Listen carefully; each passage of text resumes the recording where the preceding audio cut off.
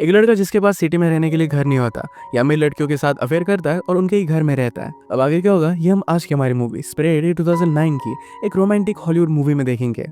अगर आपको एक्सप्लेनेशन अच्छा लगता है तो प्लीज इसे लाइक और कमेंट जरूर कर दीजिएगा।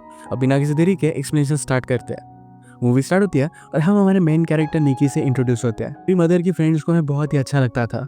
जब वो बड़ा हुआ तो एक फ्रेंड के साथ उसका अफेयर भी हो गया था। उसने हमेशा से इमेजिन किया था कि वो बड़ी सिटी में रहेगा, उसकी बहुत सारी गर्लफ्रेंड होगी, और वो हमसे कहता है कि ये सच भी हुआ है। इस बात में थोड़ा सा ट्विस्ट था। उसके पास खुद की रहने की जगह नहीं थी तो अमीर लड़कियों को ढूंढता रहता था, उन्हीं के साथ तो रहता था। ऐसी एक रात उसे हम क्लब में देखते हैं। क्लब की बहुत सारी लड़कियों को ऑलरेडी जानता है क्योंकि उनके साथ उसका अफेयर रह चुका है। उसने एक लड़की को नोटिस किया जिसके पास सारी एक्सपेंसिव चीजें थी। हमारी और एक मेन कैरेक्टर है, इसका नाम है समंथा। समंथा को पार्टी से ज्यादा देख उसके पीछे पीछे चलने लगता है। उसने उसका नाम पूछा, कहता है तुम इतनी जल्दी यहाँ से जा क्यों रही हो, मैं तुम्हें तुम्हारे घर छोड़ सकता हूँ। समंथा उसे ज्यादा भाव दे नहीं रही थी। उसने कहा कि तुम बहुत क्यूट हो पर मैं तुम्हें घर पर नहीं लेकर जाऊंगी। निकी पूछता है कि क्या तुम्हारी शादी हो गई है। समंथा ने ना कहा। वो फिर पूछता है कि क्या तुम किसी से प्यार करते हो। वो फिर से मना करती है। वो क्लियर करती है कि मैं तुम्हें जानती भी नहीं। ये बात सुनने के बाद निकी उसके पास आ गया। ये दोनों एक दूसरे को किस करते हैं। निकी फिर उसके साथ उसके घर पर आ जाता है। वो हमसे कहता है कि लड़कियों के सामने तुम बहुत ही स्टूपिड सी चीजें करो तो उन्हें सेफ लगेगा। उसके पास लड़कियों को हैंडल करने के इस तरीके के बहुत सारे रूल्स थे। इसमें वो सक्सेस होता है और आज रात ये दोनों इंटीमेट हो गए। सुबह होने पर समंथा निकी को उठाने की कोशिश कर दिया पर निकी उठता नहीं। ये भी उसकी एक ट्रिक थी ताकि वो यहाँ पर रह सके। तो उसने सिर्फ उसे थोड़ी सी स्माइल दी। समंथा अपना कार्ड छोड़कर गई थी तो उसने उसके लिए फूल मंगवाए। उसे उतना अच्छा कुकिंग करना आता नहीं पर फिर भी समंथा के लिए वो कुक करता है क्योंकि उसे पता है कि लड़कियों को एफर्ट करने वाले लड़के बहुत अच्छे लगते हैं। समंथा के रात पर घर पर आने पर उसे बहुत ही स्पेशल फील कराता है। उससे पूछते हैं क्या तुम कुछ काम भी करते हो। निकी कहता है कि मैं सब नॉर्मल सी चीज़ें करता हूँ, उठता हूँ, खाता हूँ, पीता हूँ, यही सब एंजॉय करने उसकी लाइफ है। उसे ज़्यादा कुछ बोलने नहीं देता और ये दोनों फिर से इंटीमेट हो जाते हैं। एक दूसरे के साथ एंजॉय करना यही इनकी लाइफस्टाइल बन चुकी थी। समंथा निकी की लाइफस्टाइल मेंटेन करती है। ये दोनों एक दूसरे के साथ बहुत एंजॉय कर रहे थे। थोड़े दिनों में निकी बोर होने लग गया। समंथा कब घर से बाहर जाए इसका वेट करता था। एक दिन वो कहती है मुझे मीटिंग के लिए न्यूयॉर्क में जाना पड़ेगा, क्या तुम मेरे साथ चलोगे। निकी ने कहा कि मैं तुम्हारे साथ नहीं आ सकता क्योंकि उसे पार्टी करनी थी।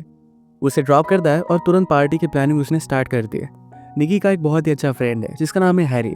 जब निकी के पास रहने के लिए कोई भी जगह नहीं होती तो हैरी के पास ही आ जाता है। निकी हैरी को भी समझा रहा था कि किस तरीके से लड़कियों को हैंडल करना चाहिए। यह पार्टी में निकी की एक्स गर्लफ्रेंड आ जाती है।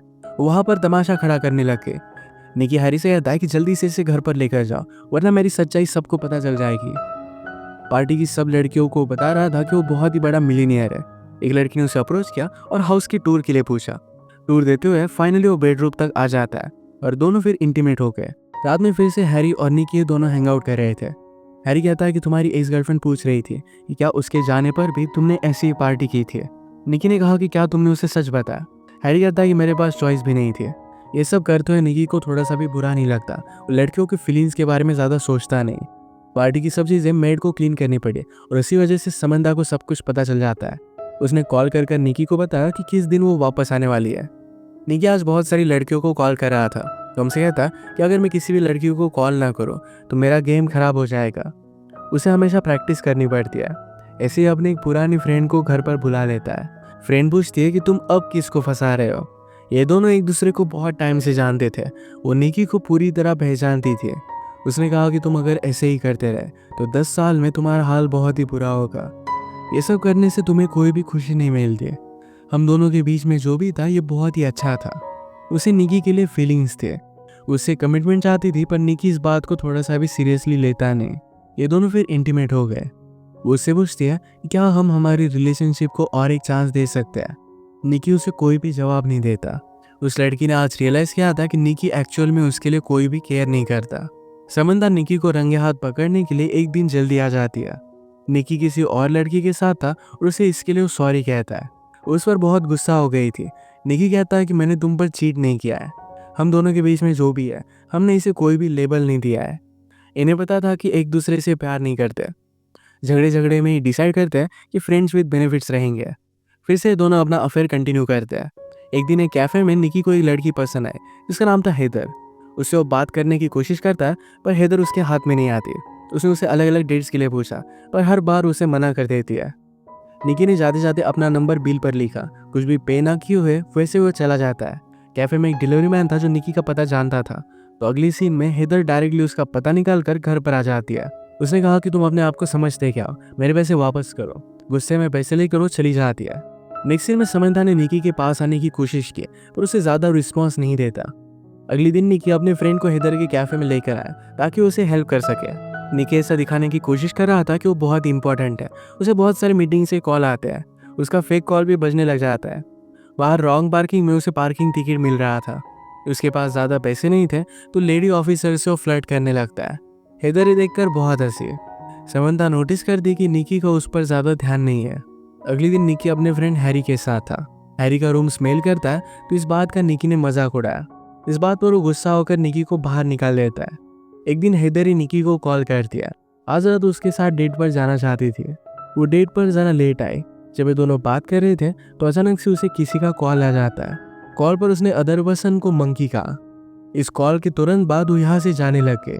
निकी उस पर गुस्सा हो गया, पर वो डायरेक्टली चली जाती है। एक दिन समंथा निकी से पूछती कि क्या तुम्हारा किसी के साथ अफेयर चल रहा है। वो इसके लिए उसे मना कर निकी को कॉल किया। वो उसे पूछती है कि क्या तुम अकेले हो। इसके तुरंत बाद वो डायरेक्टली उसके स्विमिंग पूल में थी। निकी ने कहा कि तुमने उस दिन बहुत ही अजीब किया था, और ये मंकी कौन है।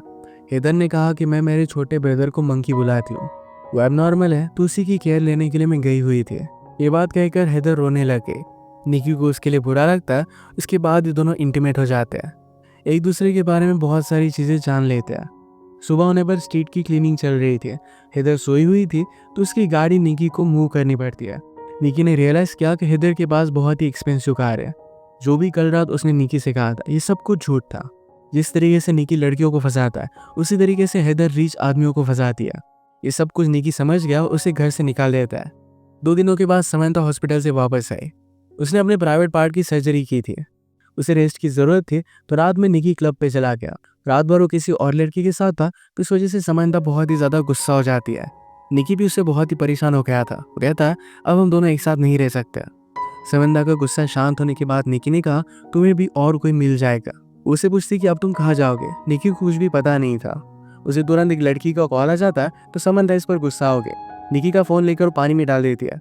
अब वो किसी के पास भी नहीं जा सकता, उसे स्ट्रीट पर ही रहना पड़ता है। रात में वो फिर से अपनी ओल्ड फ्रेंड के पास आता है। अब वो उसे कहने लग गया था कि तुम मुझे बहुत ही अच्छी लगती हो। इस बात को वो थोड़ा सा भी बिलीव नहीं करती है। उसने कहा कि तुम अगर एक्चुअली मेरे बारे में केयर करते हैं तो मेरी लाइफ में चल क्या रहा है इसके बारे में पूछते हैं। वैसे भी वो किसी और के साथ अब रिलेशनशिप में थी, तो निकी के साथ नहीं रह सकती। निकी फिर अपने फ्रेंड हैरी से मिलने के लिए क्लब में आया। हैरी अपने और एक दूसरे फ्रेंड के साथ था। क्लब में काम करने वाली लड़कियों के साथ वो फ्रेंड बहुत ही बदतमीजी से पेश आता है। इस बात से निकी का उससे झगड़ा हो गया और वो बाहर आ गया। हैरी ने कहा कि तुम ये कर क्या रहे हो। निकी ने कहा कि इस तरीके से बिहेवियर अच्छा नहीं होता। हैरी कहता है कि तुम भी एक्चुअल में लड़कियों की फीलिंग्स के बारे में कुछ भी नहीं जानते। मैं मेरी सिस्टर को तुम्हारे पास आने भी ना दूँ। निकी उसके सिस्टर को लेकर एक गंदी बात करता, इस वजह से हैरी और निकी में भी फाइट हो गई। अब वो उसके साथ भी नहीं रह सकता। उसने और एक क्लब में जाने का ट्राई किया, पर प्राइवेट पार्टी थी, तो इस वजह से वो जा नहीं पाता। रात में वो अपनी मदर को कॉल करता है। इस सिटी में आने के बाद वो अपने घर पर गया ही नहीं था। मदर पूछती कि क्या वहाँ पर तुम कुछ काम कर रहे हो। निकी इसका जवाब नहीं देता, तो उस वजह से मदर भी उस पर गुस्सा आती है। एक दिन वो एक होटल पर जाकर वहाँ की एक रिच लेडी के साथ फ्लर्ट करता है। ये सब करते हुए हेदर ने उसे देख लिया। उसे पास आई तो निकी ने जो भी उसके साथ किया था इसके लिए उसे सॉरी कहता है। हेदर कहती है कि मुझे तुम्हारी सिचुएशन के बारे में पता है, हम दोनों एक जैसे ही है। निकी के पास खाना खाने के भी पैसे नहीं थे, तो फिर हेदर उसे अपने घर पर लेकर गई। उसके प्रीवियस बॉयफ्रेंड के साथ उसका भी ब्रेकअप हो गया था। आज वो कुछ कॉल्स लगाती है, तो रात में उसकी डेट फिक्स थी। डेट से वापस आने के बाद उसने निकी के साथ टाइम स्पेंड किया। हेदर को अपनी एक फ्रेंड का कॉल आता है कि एक बहुत ही रिच मिलियनियर है और उसका अभी भी ब्रेकअप हुआ है, तुम जाकर वहाँ पर ट्राई कर सकते हो। हेदर फिर निकी को भी उस पार्टी में लेकर जाती है। उस मिलियनियर को पटाने के लिए निकी हेदर को हेल्प करता है। उसे हंसने के लिए कहता है, उसके साथ डांस करने के लिए कहता है। मिलियनियर की नज़र हेदर पर पड़ी और फिर ये दोनों बात करने लग गए थे। पार्टी के बाद निकी कहता है कि तुम उससे जितने भी पैसे लोगी उसका मुझे कुछ कट चाहिए। हेदर उसे साफ साफ मना कर देती है। रात में उसने काउच पर सोने के लिए कहा। थोड़ी देर में निकी उसके पास आ गया। वो कहता है कि हम दोनों एडल्ट्स हैं, एक दूसरे पर कंट्रोल तो कर ही सकते हैं। स्लोली उसके पास आ जाता है और फ्लर्ट करने लग गया। इसके बाद दोनों इंटीमेट हो गए। एक दूसरे के साथ जब भी होते हैं तो बहुत ही ऑनेस्ट होते हैं। एक रात डिनर करते वक्त निकी को एक लड़की ने पहचान लिया, उसके साथ बहुत ही बुरा बर्ताव कर दिया। ये बात हेदर को उतनी अच्छी नहीं लगी। वो निकी के सारे हालात समझ लेती है। ये दोनों फिर एक दूसरे के साथ बहुत सारा टाइम स्पेंड करने लगे थे। हेदर का किसी और आदमी के साथ बाहर जाना ये निकी को अच्छा नहीं लगता। एक दिन हेदर को अपने एक बॉयफ्रेंड से इन्वॉल्व मिला, जिसमें उसे शादी के लिए पूछा गया था। इसके बारे में वो निकी से कहती है, उसने कहा कि मैंने अभी अभी उससे ब्रेकअप किया है। निकी इस बात से सरप्राइज था, क्योंकि इस बॉयफ्रेंड के बारे में उसे कुछ भी पता नहीं था। वो कहती कि वो बहुत ही ज़्यादा अमीर है। निकी पूछता है, तुमने फिर उससे ब्रेकअप क्यों किया? समंता ने कहा, क्योंकि मैं तुमसे बहुत ही प्यार करती हूँ। अब इस सिचुएशन में क्या किया जाए? इसका निकी के पास कोई भी प्लान नहीं था, तो यहाँ से वो चला जाता है। घर आने के बाद उसे पता चला कि समंता न्यूयॉर्क जा रही है। उसे रोकने की कोशिश करता है, पर वो जा चुकी थी। अगले दिन ग्रोसरी लेते हुए उसे अपनी एक फ्रेंड मिली, जो बहुत ही ड्रंक थी। उसे इस हालत में ड्राइव करने नहीं दे सकता था, तो उसे घर छोड़ने के लिए आ जाता है। इसी मोमेंट पर उसे समंता का कॉल आया। वो कहता है कि प्लीज़ घर पर वापस आ जाओ, मैं कुछ जॉब्स वगैरह कर लूंगा और हम कुछ ना कुछ तो फिगर आउट कर ही लेंगे। समंता ने उस लड़की की आवाज़ फ़ोन पर सुनी और वो गुस्से में फ़ोन रख दे दिया। निकी को कुछ भी समझ में नहीं आ रहा था कि अब उसे करना क्या चाहिए। उसने हेदर की रूममेट से बात की। उसे एडवाइस कर दिया कि अब तुम्हें कमिटमेंट दिखानी चाहिए, तुम उसके लिए रिंग वगैरह लेकर जाओ, शादी के लिए उसे प्रपोज करो। निकी को भी आइडिया बहुत ही अच्छा लगता है। वो अपने फ्रेंड हैरी की मदद लेकर एक रिंग बाय करता है। न्यूयॉर्क पहुंचने पर वो देखता है कि हेदर अब एक बहुत ही बड़े हाउस में रह रही थी। उसने उसे समझाया कि ये जो सब चीज़ें तुम कर रही हो, इसमें से कोई भी रियल नहीं है, तुम उसके साथ खुश रह नहीं पाओगी।